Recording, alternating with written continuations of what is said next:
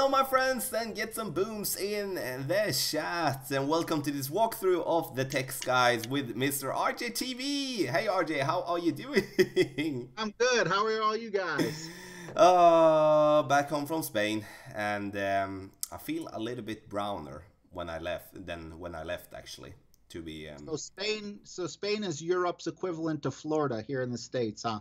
basically we kind of go. A lot of Swedes go to Spain, and kind of to Greece and Bulgaria and stuff like that. Many European. Here in Sweden, we never get that heat, so it was amazing to be back, and all to be there for 10 days, and also amazing to get back to get a real life started again. So, my friends, we're going to go through the text guys for the Football Fever tournament starting Monday, 25th of June, and we, as always, going to take all the divisions and try to explain in as detail as possible without talking for hours. So, and before we start, I would really like to shout out for a thing that we have been starting now this tournament, is that we have opened some messenger chats for the various divisions. It means that if you want to be talking with the people and players in the same division that you are playing with, then you can just send us a message on the Team Golf/Tommy page, and we will add you to the messenger chat. And the messenger chat, there is no rules. It's just that share your shots, share the scorecards, have fun, and share the tournament experience with other players. So it's time to start, and I think I'm going to drop the ball directly with hole number 1, par 4, and I want to hear how we can reach this one, this green in 2. All right. Well, I would bring the extra mile, and I would, when I set my shot up, I go full top spin, depending on wind. If you got a wind at your back, you might want to take a bar or two off because you don't want to go straight into the rough up ahead. But 90% of the time I play this hole, I go full top spin with my extra mile. Again, I'm talking to rookies, so extra mile 5, around that area.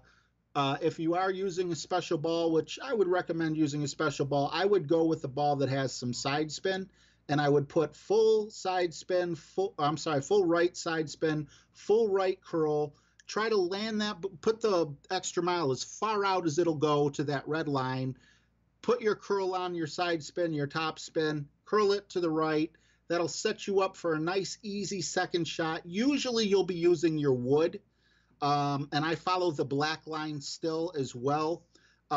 Sometimes if you use a special ball, or if you have a lot of curl, you might be able to squeeze in with an iron. So I recommend bringing the Guardian and the Saturn if you have those clubs. If not, just make sure you bring a club that has a lot of backspin for that second shot.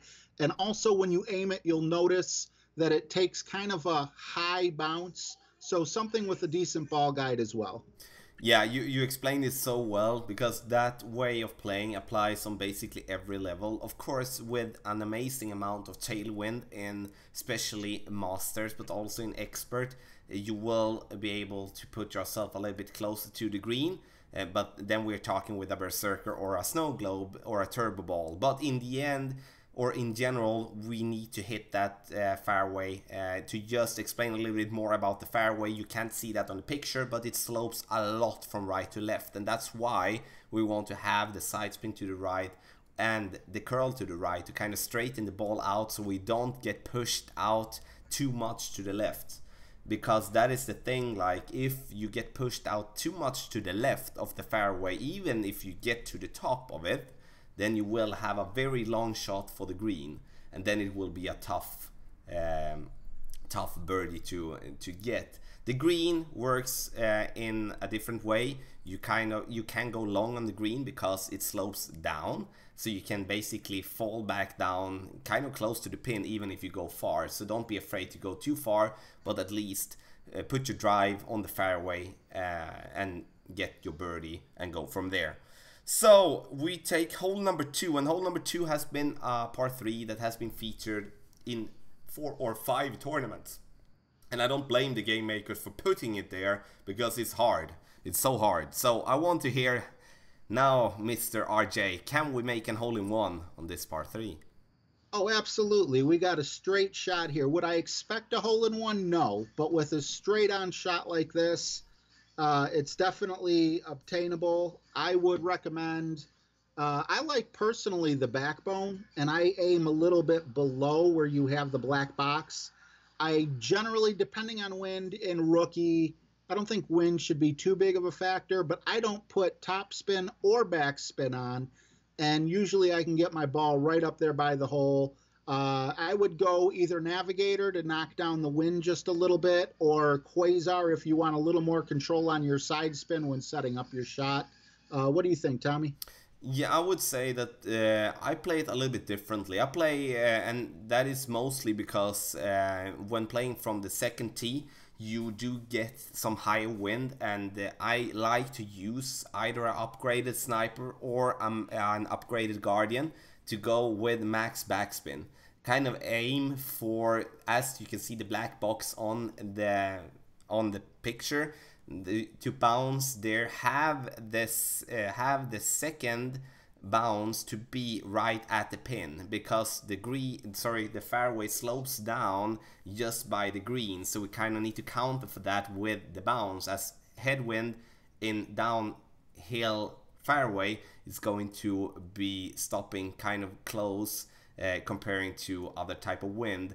The thing that we need to have in mind here is that the ball will be affected more by the wind. We are playing over open water, and that is one of the aspects when it comes to adjusting for the wind, on how much the ball will be affected by the wind. So I would, for an example, if you do have 5 miles per hour as just an example, then I would adjust for it to be 6, to just have that little extra room, and also crosswind, put 1 bar side spin to the other direction, so you kind of counter for that. Kind of the key, as you can see on the text guide when you read it, the key in the end is to have the ball to get as a straight bounce or straight shot to the fairway as possible, so you are not finding yourself in a trouble to bounce yourself up to the left or up to the right and get into the rough.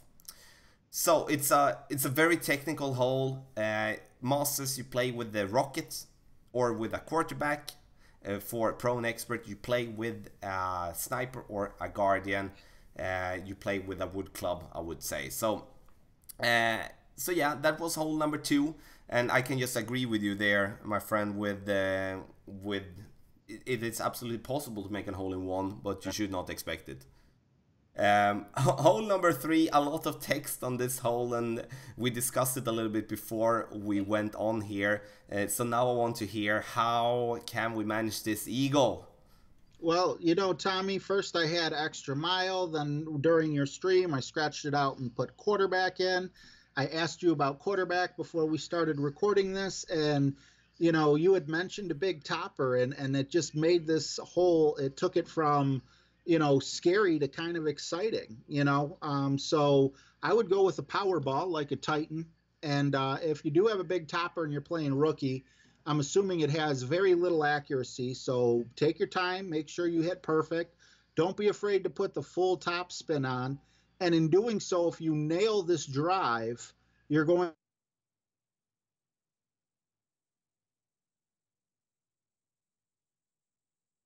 to have a lot more control, follow up and jumping over that little river there to get you really close to the pin and on the green. For this particular shot, I would probably recommend a Titan if you can afford it in rookie. If not, maybe a Quasar. Yeah, and that will, with the big topper there, it's kind of the thing that I like to watch out for, or like look for when I start playing a hole, especially on par 5. Is there any way for me to stay away from having to overpower my drive? Because especially on a hole like this, when we do have the trees in the middle and rough on the right, we have rough bunkers on the right, rough bunker on the left as well. And we know that if we put ourselves there, we will not be able to reach for the green too, no matter what type of wind we have for our second shot. So it's very, very important to be finding ourselves in an easy way for our drive. Then we can overpower our second shot, because it's easier to just land the ball on green in some way. But the drive is very crucial to at least give ourselves an opportunity to reach for the green in 2. I normally, when I do have side wind or tailwind, I go right side, because that put myself up for a straight second shot. If I do have headwind, then the left side is the only way to go. And left side I mean black line, right side I mean white line. And so that will be the thing that decides for where I will play. If I play Masters, for an example, and I have side wind, then I will go left side. If I have tailwind, then I can go right side. But Pro and Expert, right side with side wind or tailwind, and then left side with headwind. Second shot, you can go for the rough bump by the green. It's a tough one, really tough one, but it is the best way to get an albatross. But you can also go with a little bit more conservative, but an easier way for the albatross. Easier way to just land it on green for an eagle is to bounce it over the water with a couple of bars backspin. So, hole number 4, and this, in my opinion, is an albatross hole. Do you agree? I mean, it's definitely possible to get an albatross, but me personally, have I scored one on this one? Not yet. But I definitely agree with you because of how easy it is to get on the green in 2. Therefore, you can definitely go with an albatross. As you can see, off of the tee, there's just one black line. There's not too many ways to play this. And just as shown by that first black box, even in rookie, I don't recommend laying up. Let's jump over that that little river there, separating the 2 bodies of water. And to do that, I'd like to go with some full top spin.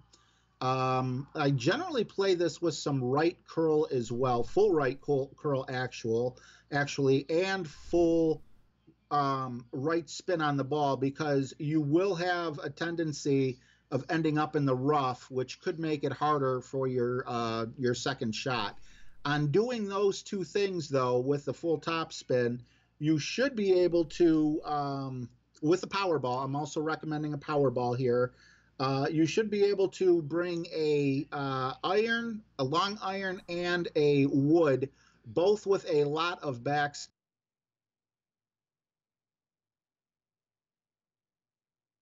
A lot of backspin. Once again, you're going to have a hill there, so just make sure you got a ball guide as well, and you'll see you'll take a big bounce, and I believe the back end slopes up, so the ball could roll right back down into that hole and get you the albatross Tommy was just talking about. Yeah, I like this par 5. I remember it from the last time. I think it was the Hollywood tournament when I played this one for Masters, and I scored albatross on front and back 9. So I think that has something to do with that I do like it so much, actually. But in the end, I can just agree with, we need to bounce it over the water. And the only way we need to lay it up is if we are having headwind in the way that we can't reach over, or that we for some reason don't have the driver for it, or we are picking the wrong driver for the hole. So, and from that second position, especially there when it comes to the black second box, I like to go by the rough bump by the green.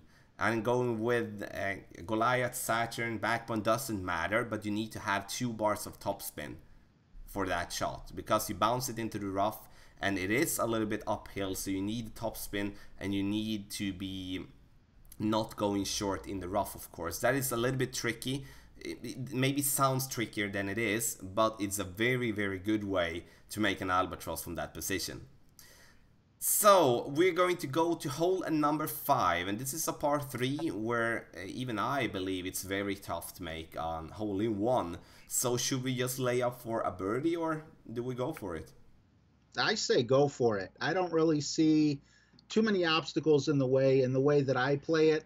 And the way that I play it is this: with rookie clubs, I would take the black line, and it would be a straight shot. However, I would move that that black square back just a little bit. I like to use the rough bumps here. I would bring a quasar, and then basically right as you're on the rough, in between the little patch of fairway and then where the main fairway meets the putting green, I like to just aim my hole there. And if you could set up the wind perfectly, I have hole in one this before. However, if you do have a very high level Guardian, another way you could play is not a very high level, but for rookie, a higher level Guardian. Another way you could play, or Saturn, would be the white line with full backspin. Yeah, and I can just come in with the white line as well, because you can play two ways. One of the ways is how you described it, and go directly onto the green with a lot of backspin. Otherwise, you can actually go with a long iron, and therefore when it comes to rookie, you need to go with either a Saturn with a Powerball, like Titan or Kingmaker, or you need to play from Pro and Expert. You need to go with a long iron, or I would say a wood club will be the most thing to use, of course, in Pro and Expert.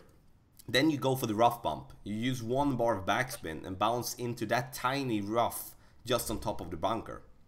That is a very aggressive line, but it is a way to get an hole-in-one. And especially with sidewind, then it's going to be kind of easy to hit that rough patch. But with straight tailwind or headwind, then I suggest go with the black line. Use a wood club with a good amount of backspin. And now I'm talking to Pro, Expert and Masters, to get that bounce on that fairway just by the green, and making the backspin kick in, so you make this one close to the pin, and maybe you will make a hole-in-one with that approach. And with the balls, Bandera ball for Pro and Expert, and Bandera for Masters. With Bandera, when you see that on the text guide, just take that real quick, is that I mean a wind resistant ball with level 5. So we are more than halfway through now, and now we come to hole number 6, a par 4. And how do we play this one? Well, for this particular hole, I go with my extra mile, shoot it right up the middle, just like the black line is showing, with full top spin. I have yet to run into the rough up there, in doing so with my lower level clubs in rookie. Probably would like to go with a power ball still. I know I keep saying power ball. Be a little careful where that sand trap juts out on the left. You should be able to set up a bounce to go over it. Just, you know, keep an eye on that. The more top spin you put on, the longer that first bounce will be. And then your second shot, I like something with a lot of backspin, and I still follow the black line. If you don't have a club that will suit you there, then I would go big dog, just because you have all that curl, and I would follow the white line. Yeah, it's hole number 6, tough par 4, in the way that we need to make our drive on the fairway. But if we do that, then it shouldn't be a problem for us to reach for the green in 2. And when it comes to the two ways to play, either white or black line is the rough bump, 2 bars of top spin when you go with your wood club, and that applies on every level. And if we're having wind, or we don't feel comfortable by going so, then we need to have a wood club that gives us a little bit of curl, but also some backspin, so we can bounce it on the left side of the rough and the bunker and curl it in as according to the white line. And the drive here, again, I will take that just to make that very, very clear. It's very important for you to put this one on the fairway. You will not be able to reach for the green into if you are putting yourself in the rough, or to the right or to the left, or in the bunker to the right, to the left. So we come to hole number 7, the last par 3 in the tournament, and this one is it's a bumpy road. So how do we play this par 3? Well, here in rookie, I think we have it made pretty easily on this one, because we generally don't have winds too high. I go black line all the way. I've tried the white line, and I just can't seem to get as close. You could go with a backbone, you know, because I like the accuracy. It's easier to adjust for wind. I'd probably go with a ball that would knock down the wind just a little bit more, just to help you. Left spin, no curl, because with the left spin and the slope that aims your ball towards the hole, you should be able to just hit it pretty much straight on, you know, without any curl, but with side spin, and definitely have an opportunity at either a hole-in-one or a very short putt. Absolutely agree. This hole looks more difficult than it is actually. It is still hard to make a hole in one, and of course going by the white line, bouncing over the bunker, will only apply a straight shot with the right amount of spin. But the problem we have there is that the elevation there is very tricky, that you need to bounce it very high, which kind of in many ways gives you that extra push from the fringe that is not the thing that we're looking for. And then we have a bunker in the back that I've been landed myself a couple of times while trying that particular route. And when I try those routes and I feel like, okay, like 10-20% of the time I do get that extra push from the fringe down into the bunker, then I don't play that way. Then I play a more safe way, because I would be so frustrated if that would be happening if in a tournament game. I decide the way to play depending on the wind. Right to left wind, I go right side. Left to right wind, I go left side. I know there is no line for the left side, but it works exactly the same as the right side. And that is because it's easier to play with the wind than against the wind. And then it's definitely in the way that the spin is the only thing that you actually need. If you're having, I would say, wind that goes like, if you're playing right side, we take that as a short example. Right to left wind, we say 5 to 10 miles per hour, somewhere in between that. Then you should actually put one side spin to the right. The reason for that is that the ball, and I say that again because I played this hole so many times, that the ball will come into the left with the wind combined with the push of the slope of the fairway. Then you need to counter that with 1 bar side spin to the right, and also putting 1 or 2 bars of backspin more than normally, because you will basically get some kind of a tailwind push with your bounce. I know it's a lot, a very technical aspects, but it's very important to have in mind. Otherwise you will get a very strange push to the left or to the right, and you will not know why. And so that is how it is. And when it comes to the balls here, go with a wind resistant ball 5 when it comes to Pro Expert and Masters. If you're not having that, then we play with a regular Kingmaker. So 2 more holes to go, and now we come to a fun one. Hole number 8. I know this is your favorite, RJ, so how do we play this one? Oh man, my favorite. You know, I've been hemming and hawing about which way to go and everything. In rookie, I think it's going to be straightforward. We take the white line. I adjusted my notes, and this would be a Kingmaker. If any of the holes are Kingmaker, this is definitely the Kingmaker hole. You want the -3 wind, you want the extra power and the side spin as well. And you're going to aim just beyond that sand trap, because that's probably about as far as your club will take you with the Kingmaker. Put some top spin on to try to land right where that black box is, where the white line meets the black box, to set you up for a nice second shot. And then for your second shot there, I believe you're still probably going, if I remember correctly, you're still probably going to need a not a Kingmaker, I'm sorry, a big dog, just to make sure you have the distance. You'll probably put some backspin on it if you bounce over the water. That might be the best way to go, because I don't think you'll have enough backspin to literally land on the green, if that is an option for you. Very, very tough hole, and I could just agree with you that the right side is definitely the best way to play if we have the wind for it. Everything can be changed with headwind. If we do get headwind, then there is only one way to play this hole, in my opinion, and that is by following the black line. And that is still not going to be a safe birdie for you, because you need to lay up, and then you need to use a wood club with as much power as possible, combined with a ball with as much power as possible, a Titan Kingmaker, and then need to try to bounce it over to the green. We will see a lot of people making pars on this one, and it's not that it's tough to hit it to the fairway. It's just that you need to hit it so far on the fairway to be able to reach for the green in 2.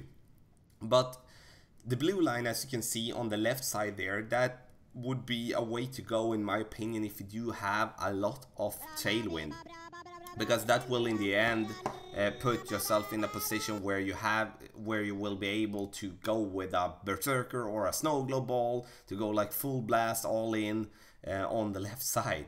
But in the end, either headwind, layup according to the black line, every other type of wind, try to bounce it on the fairway on the right, as RJ explained to us, then we will be able to reach for the green to take the birdie, be happy with the birdie, don't be sad with a birdie on hole number 8.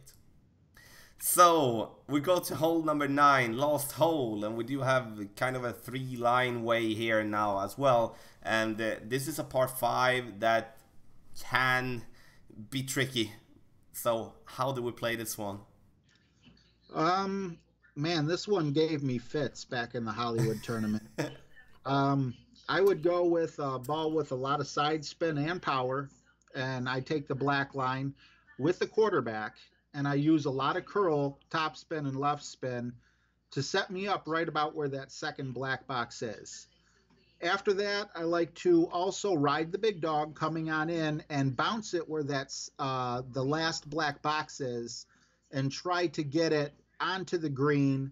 I believe I can get it on the green in 2 if I'm remembering the correct hole here. My apologies. And then that should set you up for a nice easy putt. If not, if you have an accurate wedge, you'll be able to go ahead and do a nice, quick, easy chip in. You're absolutely correct. You will be able to reach for this green in 2 with that layup, absolutely. And that will be the common play if we're not having a crazy amount of tailwind. If we're having a crazy amount of tailwind from second or third tee, we are able to play over the trees and bounce it over the rough, over to following the white line, as you can see. We can also go for a hook shot, like a trick shot as it's called, if we have that type of wind. But if we're not having that type of wind, we need to play it according to the black line. We lay it up as close to the rough on top as possible, using a wood club with as much distance as possible. Have in mind that the second shot is played uphill, so the wind is not affected, so the ball is not affected by the wind that much. So if we're having headwind, for an example, then we will have less wind to account for as we are playing uphill. But in the end, just land this one on green, be happy with that. I would be very, very, very amazed to see a couple of albatross in this hole, and then you would please share it with me, because it's very, very tough, and I'm going to play this one very safe and going to take my eagle. If I'm having the straight shot for an albatross, if I'm doing an excellent drive, of course I'm going for the albatross, but otherwise nah. So as you can see on the club selections, big dog, cataclysm basically all the way, and titan and kingmakers depending on the balls that you do have. So my lovely friends, or our lovely friends that watches this walkthrough of the text guides, I know it's a lot of talk. I hope it made sense. It's some tricky holes, and of course when it comes to the wind, tailwind makes everything so much easier, but I do pray a little bit that we get some wind that we had in the last tournament, where we really had to think about where to put our ball and not just having a driver fest. So you have any final thoughts about the holes, RJ? Just one last thing. It's funny you ask. On that last hole there, the quarterback, I believe, is very important for us rookies. That little figure eight looking, well, not figure eight, but that little blob of rough right in the middle of the fairway. So many people hit that, and they think they're going to roll out, and they don't. And your driver sets up everything if you want to get, on the green in 2. Exactly. And the thing that quarterback has that extra mile doesn't have is curl. So that is like the kind of a trick with the quarterback combined compared to the extra mile. Extra mile level 7 gets some curl, but extra mile level 5, level 6 will not have that much curl, and of course less in level 4, level 3, level 2. So the quarterback will be good there. I totally agree. Glad that you stuck that in the end. It happened to me, so that's what I had to say.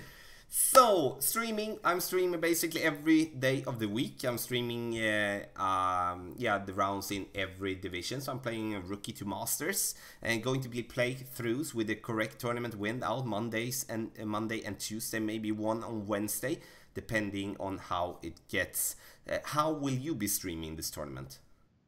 Well, I always forget to say this, and I'm actually remembering this time. I have a doctor's appointment every Monday, so my Monday stream will be late after 8 p.m. But after that, I like to go on between 6 and 7, and I'd like to stream every day of the week. I may take the third day of the qualifier off, not 100% sure.